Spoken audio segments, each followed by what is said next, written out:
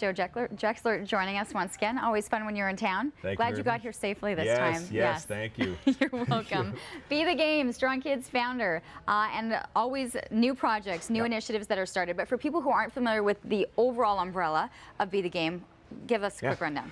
Real quick, 30-second elevator pitch. Yes. Be the Game was founded in November of 2008. Strictly focusing on building strong kids from the inside out through the power of sport. We all know what sport does for children. It builds confidence, self-esteem.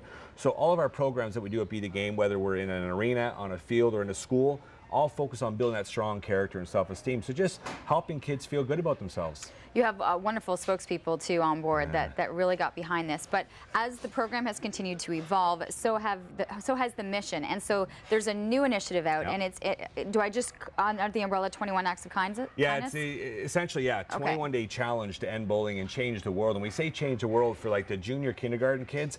When we walk in there, we don't want to say, hey, bullying's bad. You know, we just want to tell them, hey, you have the power to change the world, to make sure you have a beautiful world when you grow up. So through 21 days, schools, all the students in the schools perform random acts of kindness. We set them up with all the sheets and they log it all down.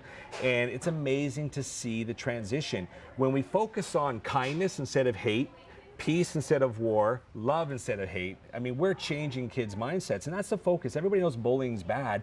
So if we just take bullying out of the equation and focus on the positives, we're on to something good, so I'm proud of it. So how has the growth happened? How are people getting involved? Yeah, school boards are finding out about us, but the power of parenting, you know, social media is huge. Twitter, Facebook, YouTube. Of course, we have great athletes, Marcus Foligno, some former Sens here, Jamie Allison, Brian McGrattan, you know, the tough guys, right? So we have some great people, Milan Lucic, so they're talking about it. So parents are going to our site and they're reading about it. They're going, hey, schools, we should get this at our school. Today, for example, I'm meeting with the Catholic School Board here in Ottawa. Really excited about it, 80-something schools. So imagine the impact we can have here in Ottawa. Okay, so parents then have the outreach and they say, listen, we want to bring this type of program. So what then happens for the kids once they understand what the 21-day challenge is about? Yeah, good question. So in each class, we nominate a team leader, a boy and a girl, assuming it's a co-ed school.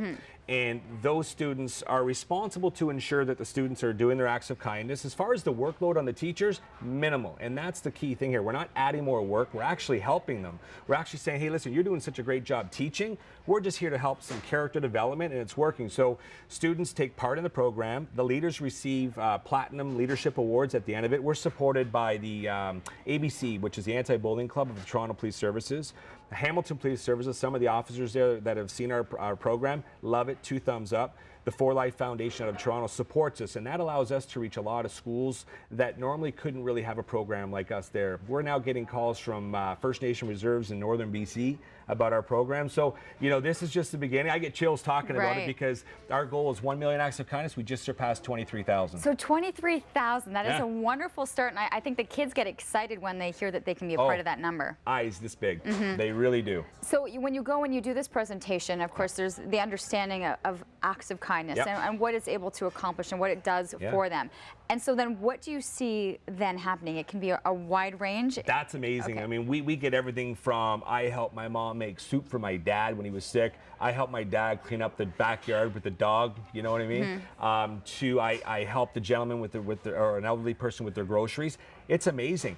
The most amazing part, though, is that after we're gone, we're never really gone. We're building an online platform right now where families will be able to go on with their kids, check in, report their acts of kindness. They've made me animated now, so I'm Captain Joe from Be the Game. Not my idea, but anyways, we'll just go with it.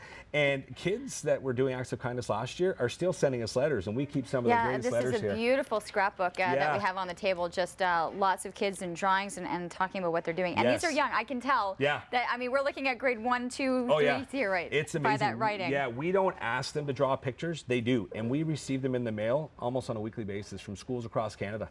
And now in the U.S. too. Well, which is great to see. I mean, there's constantly more movement happening with the whole Be the Game and where it's expanding. You can check out the information was listed on your screen. We had some shots there of the website as well, but all the information on how to get involved, how to get your school board or your teachers, everything is listed right there.